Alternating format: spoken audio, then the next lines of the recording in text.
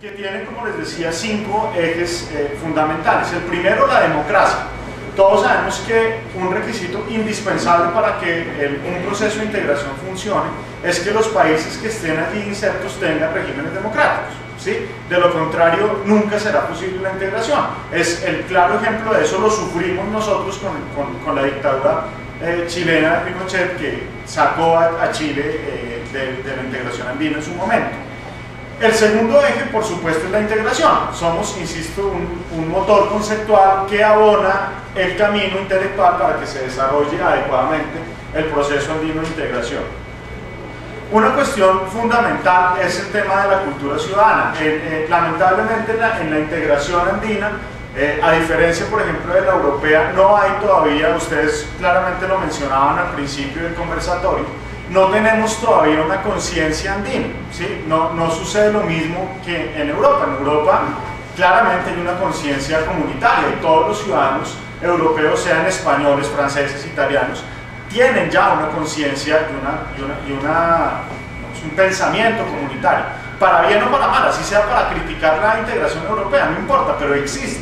Sí, eso lamentablemente en la comunidad andina todavía no existe y pues estamos trabajando para ello. El tema del derecho comunitario es también fundamental, entre otras cosas, y aquí la insistencia fundamental es el tema de la armonización legislativa, ¿sí? Todos sabemos que por efectos del derecho comunitario una decisión de la comunidad andina prima sobre una ley nacional, ¿cierto? Pero eso es jurídicamente, políticamente eso tiene muchos problemas, entonces se tiene que, a través del derecho comunitario, acercar las legislaciones para que la integración desde el punto de vista jurídico y político pueda funcionar adecuadamente.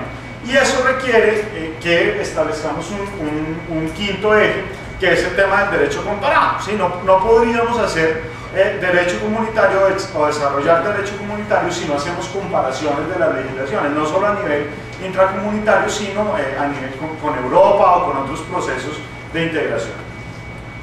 También tenemos unas políticas, esta siguiente diapositiva, plan estratégico de desarrollo institucional para lograr todo esto que hemos mencionado, establece estas 7 políticas que hacen referencia a la investigación, como lo mencionábamos, es fundamental. Para nosotros poder dar un adecuado apoyo a la gestión parlamentaria, pues tenemos que estar muy bien empapados de todos los temas, y esto es una labor muy ardua, porque la agenda comunitaria no es una agenda netamente económica o no es una agenda netamente de relaciones externas, sino es una agenda multidimensional que por supuesto abarca temas comerciales, económicos y de política exterior, pero también muchos más, temas sociales, temas políticos, temas culturales, en fin. Entonces eso requiere un esfuerzo en investigación pues muy importante. Una política de seguimiento y evaluación que es también muy importante, porque es la que nos permite, entre otras cosas, realizar el observatorio de la integración, por ejemplo, que es un apoyo que se le presta al Parlamento andino para que el Parlamento andino pueda hacer ese seguimiento adecuadamente. El secretario mencionaba al principio, con mucha claridad, que todos los órganos e instituciones del Sistema Andino de Integración que nosotros presentábamos al principio tienen que venir acá, a este auditorio de la plenaria del Parlamento andino, a rendir unos informes. Pero la idea no es que esos informes sean simplemente avalados y aprobados per se por la plenaria del Parlamento andino, sino que el Parlamento pueda tener elementos de juicio necesarios para poder criticar y avalar esos proyectos adecuadamente. Una política de reflexión sobre la ciudadanía andina, ya lo mencionábamos también. La de armonización y desarrollo legislativo, la mencionaba cuando hablaba del derecho comunitario, absolutamente indispensable para que el proceso de integración pueda funcionar. Una de coordinación interinstitucional y otra de cooperación y financiamiento, que es muy importante. Ya se mencionaba acá las restricciones en términos presupuestales que tenemos, entonces nos toca acudir con mucha frecuencia al tema de la cooperación internacional. Entonces tenemos una política que nos permite buscar digamos, ese tipo de financiamiento. Hay 2 cuestiones importantísimas a mencionar en el tema del apoyo a la gestión parlamentaria. ¿Cuál es el nexo? ¿Cómo se da el nexo entre el Instituto y concretamente el Parlamento andino? Primero, a través de las comisiones, porque son en últimas las comisiones del Parlamento andino las que alimentan todo el trabajo. Son el motor de desarrollo de la gestión parlamentaria, son las comisiones.